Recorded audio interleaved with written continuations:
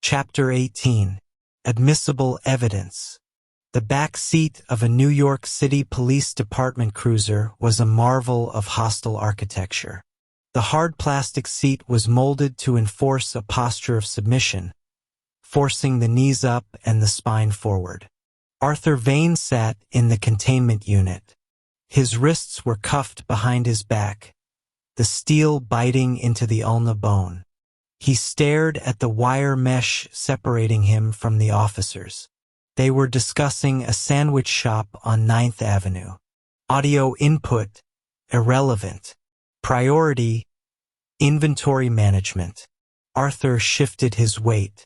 He could feel the brown vitamin bottle in the right pocket of his suit jacket. Contained 10 yellow capsules.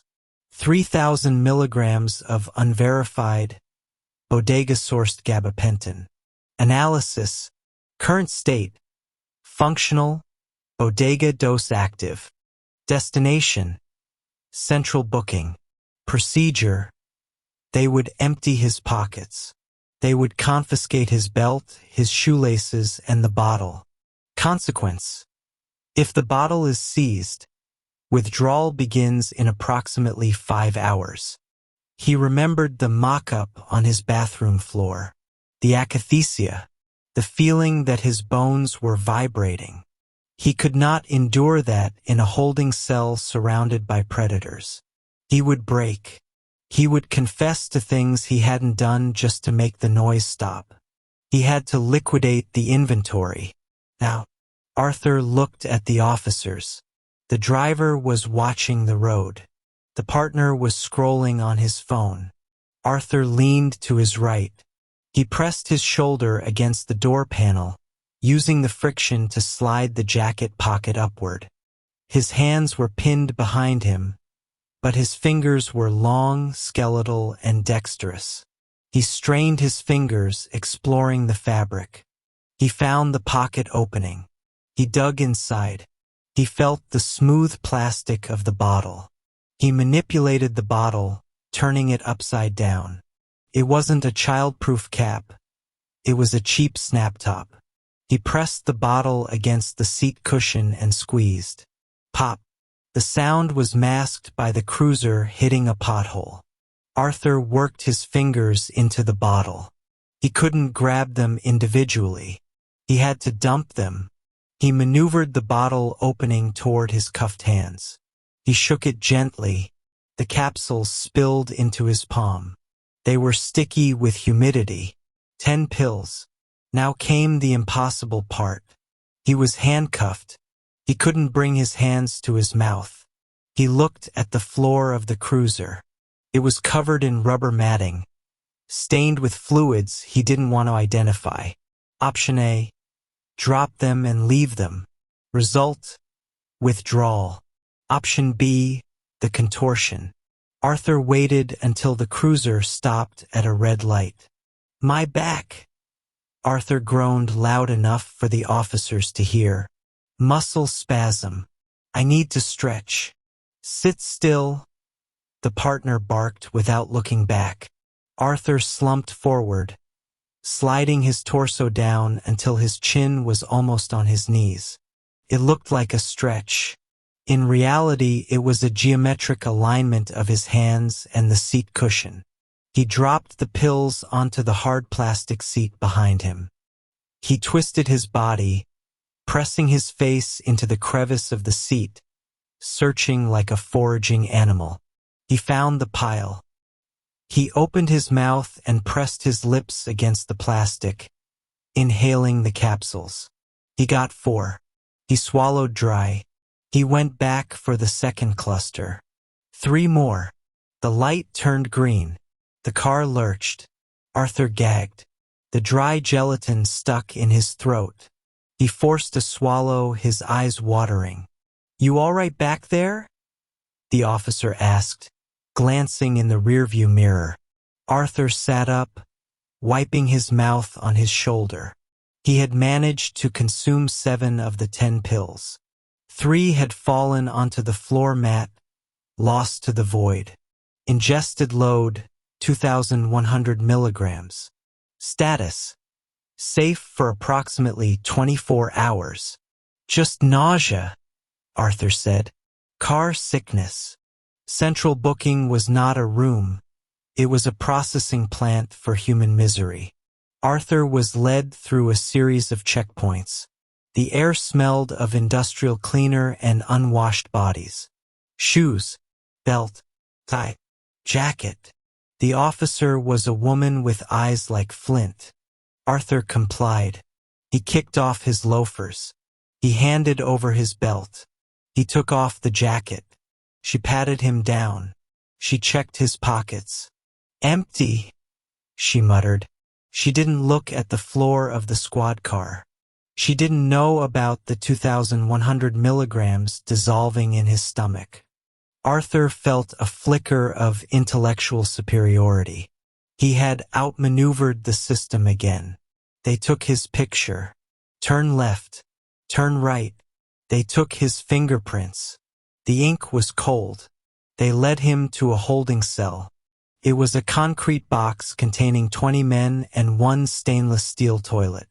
Arthur stepped inside. The door slammed shut with a heavy, metallic finality. He moved to the corner, away from the toilet. He slid down the wall until he was sitting on the concrete. He pulled his knees to his chest. The other men looked at him. They saw a suit without a tie. They saw the expensive haircut. Wall Street? One of them asked. A man with a tattoo of a spider on his neck. Data, Arthur corrected. Whatever, the man laughed. You got a smoke? No. Arthur closed his eyes. He waited for the cotton to arrive. The bodega pills were rougher than the Amneal pharmacy grade. They hit slower with a jagged edge of nausea. But 20 minutes later, the buffer engaged. The noise of the cell, the shouting, the toilet flushing, the buzzing fluorescent lights, dampened.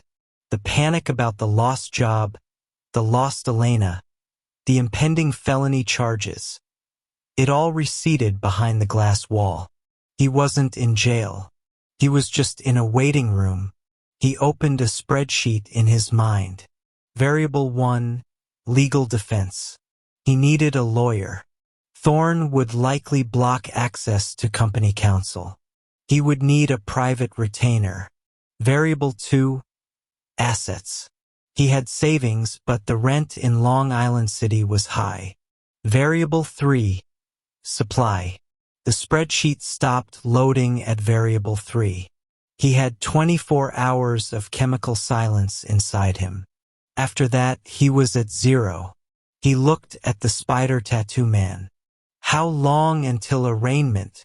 Arthur asked. Depends, the man said. Maybe tonight. Maybe tomorrow. Courts are backed up. Tomorrow. If it was tomorrow, Arthur would be in full withdrawal standing in front of a judge.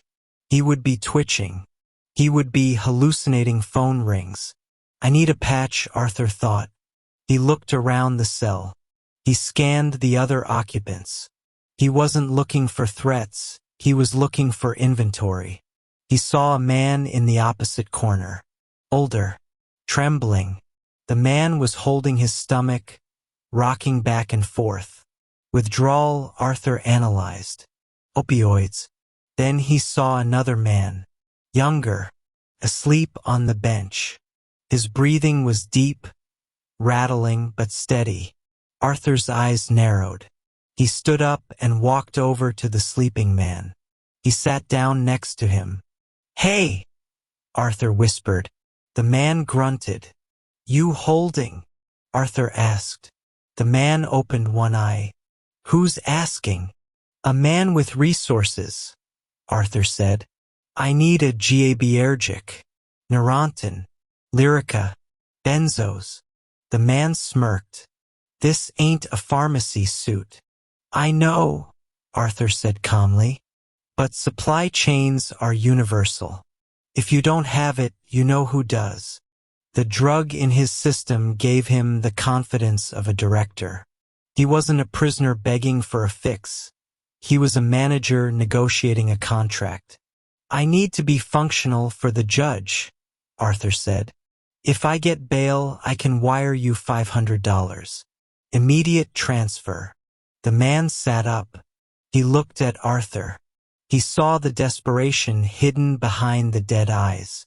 500. Verified, Arthur said. The man looked toward the bars to check the guards. Then he reached into his sock. He pulled out a small, folded piece of paper. I got 2 Xannies, the man whispered. Xanax. 2 milligrams. I cheeked them during processing. Xanax. Alprazolam. It wasn't gabapentin, but it was a powerful benzodiazepine. It would stop the shaking. It would kill the panic.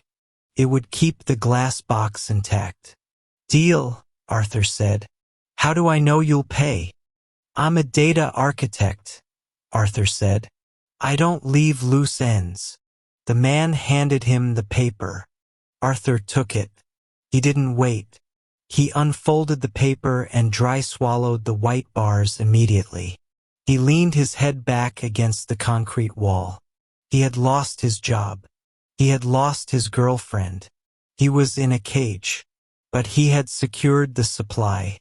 Optimization continues, Arthur thought as the Xanax began to dissolve.